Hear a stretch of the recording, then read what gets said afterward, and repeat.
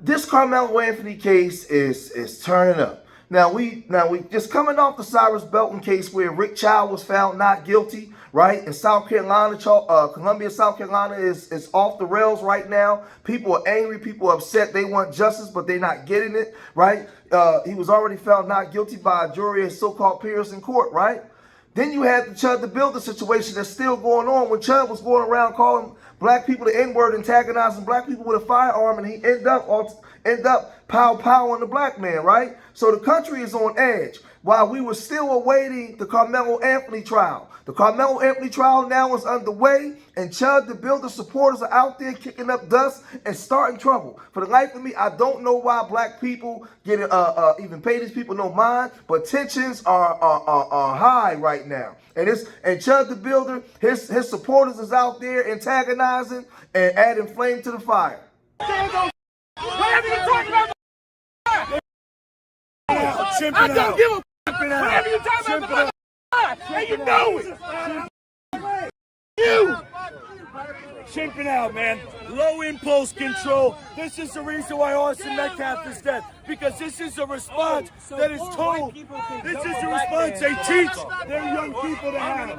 This is the response that the mothers, the black mothers community. This community does not teach its people to respect personal boundaries. It does not teach people to talk with respect. And that's why Austin Metcalf said, because of your failure as black parents. Failures as black parents. Failures as black parents. Teaching the youth to kill. Look at this boy. Me and you, mutual combat. Me and you, mutual combat. What's up? Hey, can we get this combat? Now you got me. So Jake Lane is out there starting trouble. And you know, Texas got a lot of different laws. Now, the black guy was calling him out for mutual combat. And in Texas, if they call you out for mutual combat, man, y'all can square up and get it on. Now, those sheriffs and all them down there, you know, a lot of them W folks agree with what Jake Lane is saying, right? So they're going to do everything they can do in their power to protect a Jake Lane. But, you know, if you flip it around, you won't have a black person going amongst them W's doing that because they know that they're not going to get the same protection from the police. But people started to post stuff online, man, right? And this one guy said, let them go mainstream with their racism. It's time America see these degenerates for what they are, who they are, and what they stand for. Can we now stop pretending that that the vast majority of blacks aren't harboring hate for W's, Asians, Latinos, OBIs, America? And this is what they're talking about, right? This thing gets real crazy, right? As if, remember, they play mind control games. They have the history of harming you and all the other groups, right? But for some reason, they're the victims, right? And you are the aggressor. Remember, if you're walking down the street and there's three W's walking down the street, you should cross the street knowing the history. If you get on the elevator and there's a W woman on there, you should wait for the next elevator, knowing the historical narrative and the history of this country, and nobody can tell me I'm wrong, right? Somebody else said, what is it with black folks repeating the same crap, same blank over and over, right?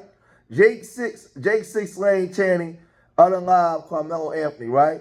And then somebody sippy cup said, Lane can't settle for anything less than the unalive penalty. Starts with unalive Carmelo Anthony chant, right? Protesters count will keep your hands to yourself chant, right? So you have a whole bunch of people all voicing their opinions on how this thing should go. But you have W folks, they just going crazy. We know how this country operates, right?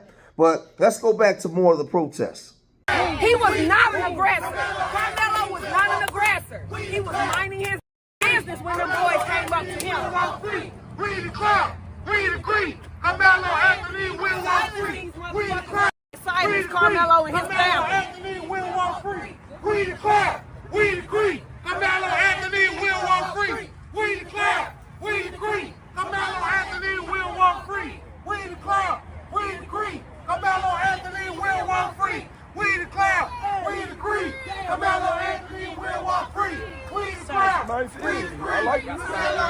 Now, for them to not push this trial back after the Cyrus Belton situation and this Chud the Builder situation, it seems like to me America's trying to ramp up this so-called fake race war and division amongst the races is already high, tensions is high, right? They could have pushed this back for 2 months, let some things calm down, but no, right? Full steam ahead, press forward, right? And that's what they're moving forward with. And we just watching this, man. We just watching this unfold, and you getting a chance to see the way that these people think, right? The way that these people think. Listen, they keep saying that this doesn't go down racial lines. How doesn't it go down racial lines? We know this. Remember, I keep telling y'all, the W folks only want it one way. They believe they have a right to govern you, and they have a right to do whatever they want to do to you, and you have a right to take it. You have a right to shut up, right? This is the way that they view you. That's the way that they view you. And they've been doing this because remember, what we saw in the Rick Child case now is you can chase a person outside of a store and pow. As long as they're black, you can get away with it, right? Right? This Chud to build the situation. You can go around the police, that young man that was pow. I blame the state of Tennessee and the police because they allowed this man to go around talking about free speech when he was breaking the law, harassing people. You know darn well they would have never allowed a black man to go around there on video doing that with a firearm on him, harassing W folks, using racial slurs. That wouldn't have happened. But they allowed that because they allowed that. Now we had a black man that was pow, right?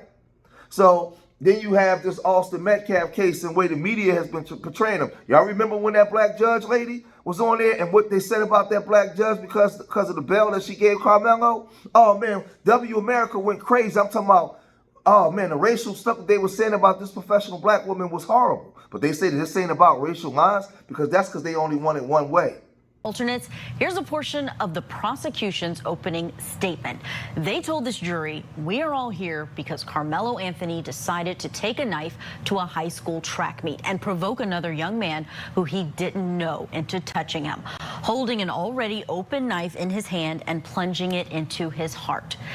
They went on to say that this man decided to commit an unjustified provoked murder and that this case has nothing to do with race. This is not self-defense.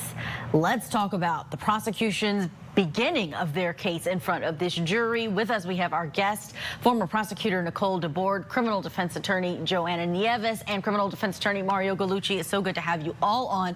Mario, let me get your thoughts on this first. I've been hearing you talk about it all day with Ted, but when you hear this fact that the prosecution says they have, that the knife was open inside of the bag, how compelling is that to this case? So, I mean, the prosecution's trying to make it seem like he went there with an open knife in his bag to cause a problem. I don't see it that way. It's a pocket knife. We're not talking about a machete. We're not talking about a dagger. We're not talking about a switchblade. We're talking about, an ordinary pocket knife that's used on a daily basis to do whatever utility you need to be done. So just by and I believe you're going to hear this from the defense, just by the virtue of there being an open pocket knife in a bag doesn't mean that he went there with the intent to harm someone. And I think that that's what's going to come out on the defense side once we get this trial up and running. And Joanna, what do you think about the theory that the prosecution has that Karmelo Anthony's position all along was to get someone to do something so that he could kill them? Do you think that's effective? And is Karmelo Anthony going to have to take the stand to combat that? Hi, Julia. I definitely think there's a damage that happens when you kind of over-exaggerate and emphasize things that aren't necessarily going to be consistent with what the defense is going to put forward. Karmelo Anthony was a good student. He worked. He came from a good family. He's got a support system. He participated in athletics. And you want the jury to believe that he really came to school with the intention of, or a track meet with the intention of murdering somebody. I think that's a far stretch of the imagination. See, that's not what's being talked about here. Karmelo Anthony didn't have a prison record. He's never been arrested before. He was a straight A student. He was an athlete. He came from a two-parent household. Both his parents, loving parents, right? They was living in that community too. They was working, hard-working parents. That family had money. They was doing good. How come the media isn't talking about that, right? They're trying to paint him as this thug that was walking around with this big sword looking, what I wish it would mentality. No, but that's that. But see, when they say this stuff isn't about race, How is it not about race when you guys are not talking about him in the light of he's not a criminal? He's never been a criminal. Never. Right? He come from two parents, loving parents, that can afford to live in the community that they lived in, right? And send them to the school that they send them in. But look, man, but they're not portraying that, right? But these people wasn't done. In Metcalf, the stabbing victim and team were under their school tent at that track meet. That Karmelo Anthony went under Metcalf's team tent during bad weather. Metcalf asked Anthony to leave the tent, prompting a fight where Anthony stabbed Metcalf.